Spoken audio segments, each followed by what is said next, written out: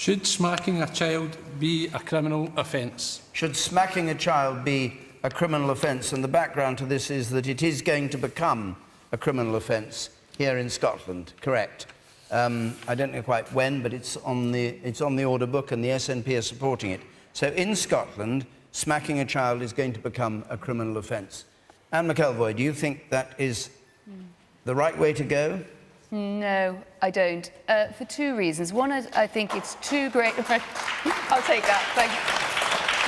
I got it easy on that one. No, for two reasons. I mean, I remember Tony Blair saying when he was asked if he smacked his children that he had done it and he didn't feel great afterwards. It's usually a sign that you've lost control of a situation. It's no, you know, it's usually really not your best moment as a parent.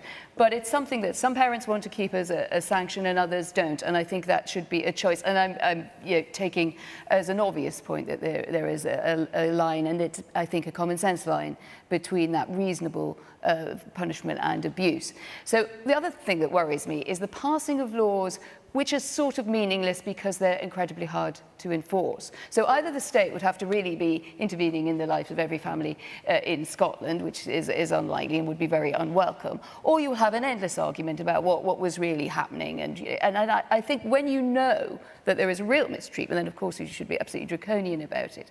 But parents, on the whole, are good judges of the way they bring up their children. Politicians are not such good judges of the way that we bring up our children.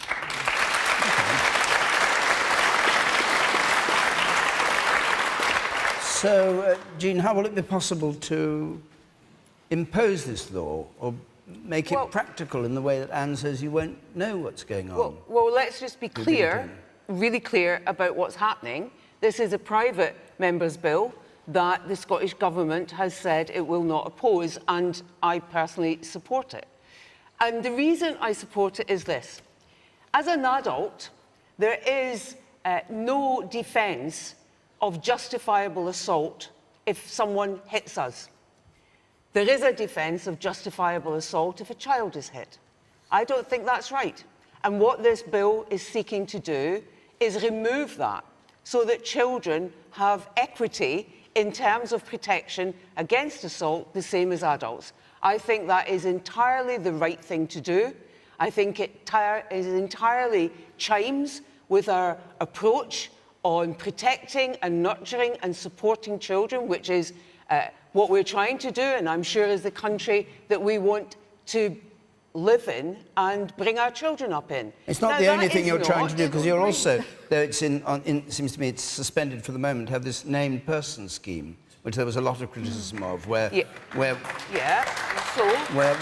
an adult from outside the family is given responsible for a child in the family. Let's just recall where the named person scheme idea came from, and that came from catalogues of abuse and indeed deaths of children, small children, babies and others, where at the end of yet another inquiry about how could that happen, one of the core things that was always concluded was that one agency didn't tell another agency about what they saw going on.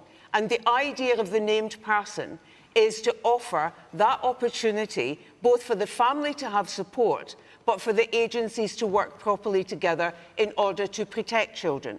Now, what we have done, the courts made a decision which said that our intention as a government was fine, was correct, but that there were difficulties around how we were going to implement that we had to resolve. And that is what we have gone away and done and are coming back on that. So I don't think that you can dredge up those issues around named person when the core of it is absolutely the correct thing to do and say that that's the same and that's a wrong-headed move to go. I agree that parents are the right people. They know their children and they should be able to bring their children up. But I don't think it is right in this day and age for us to have a situation where as an adult I am protected, but as a child I would not be. I think that is wrong. The woman up there on the gang now, thank you. Yes. I'm a qualified social worker, been qualified for over 20 years, and every social worker would support that the Gurfeck principles about getting it right for every child. But how do you expect social workers to support this? I mean, I'm an advanced child protection professional. I work in conjunction with police a lot. There are laws in place at present to protect children, but in terms of supporting that, when families don't have allocated social workers at the present, when vulnerable people are at risk, it's just unsustainable to have these types of laws and expect professionals to be able to make them meaningful. You think you would have to make the not smacking law work? It would only be down to people like yourself. It would have to be effective. It would have to mean something. It's like the law around smoking in cars with children. How is that policed? I mean, whether it's emotional harm, physical harm, I support the principle and I absolutely advocate as a professional that no child should ever be smacked. But policing that and equipping the social workers, you need to have 1 million more of us to support families to make it meaningful. Okay. And that man up there at the very back, you say. Yes. When me and my wife were talking about having kids, I said, right, I'll be the authoritarian and I'll be doing all the smacking.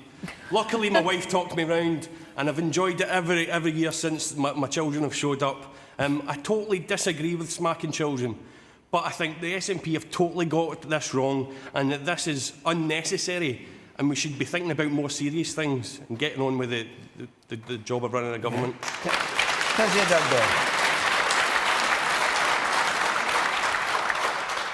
actually think that assaulting children is a pretty serious thing, and what we're trying to do here is to equalise the law. Adults have protection from assault, children currently don't, and I think we have to be very careful about the language that we use here. We're not banning smacking. Your kitchen's not going to be raided by police officers because you've pulled your kid away from a hot pan and tapped them on the bum. That's not what this is about. It's the reality of saying... No, that is what it's about. I'm afraid it's not. And can I say to you... You seem to have lost the support of a lot of people here. No, look, in the last Parliament, I was the education spokesperson for the Labour Party, and all the children's charities in Scotland came to me and said, we must do this, there are a number of children at risk, it's the right thing to do. And I bottled it because I was so aware of how it would be perceived as people interfering in family life, much as the debate around the named person thing has become, and what the government's trying to do is the right thing by vulnerable children. This is the argument that we're faced with again, and I think it's a very important move.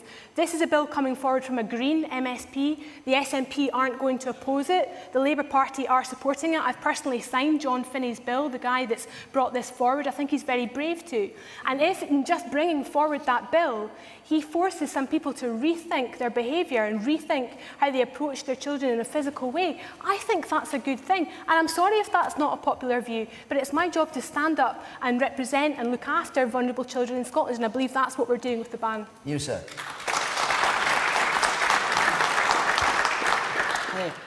I mean, you're saying it's perceived kind of influence in family life, and I don't think it is perceived. I think that I'm not a parent.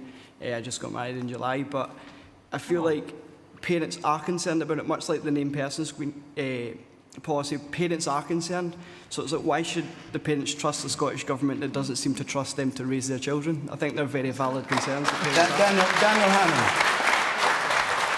I think there is an immense difference between disapproving of something and wanting to ban it. And in that difference lies the entirety of a free society. And for what it's worth, physical correction of children is in decline in almost every Western country, in Scotland and in the rest of the UK. It's in decline as mores change, as values change, the same way that the earlier question referred to attitudes towards women in the workplace.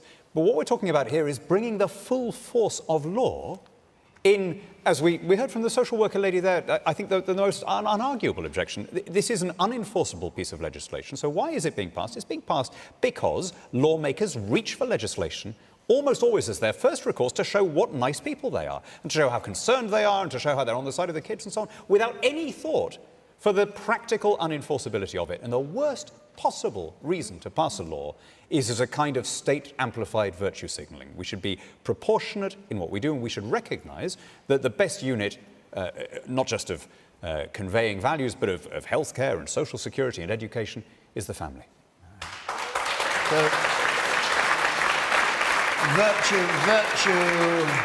virtue signalling, Owen Jones? I'm worried I'm going to be on the victim of a parents' uprising here, so I'm going to be careful. I do tend to side, I have to say, with the Scottish Government on this. Britain is actually an outlier overall. It's one of only 4 countries where it's legal to do this. In terms of virtue signalling, I don't like that phrase. Virtue signalling is a term which is used against anyone who cares about anything other than just themselves in society, so I don't like that term. I think, though, the idea parents are all going to be locked up and incarcerated under this law is for the birds. I do think it will send a signal that this isn't the right or correct way to discipline children. I think most parents, when they slap a child, would accept it is a failure, actually.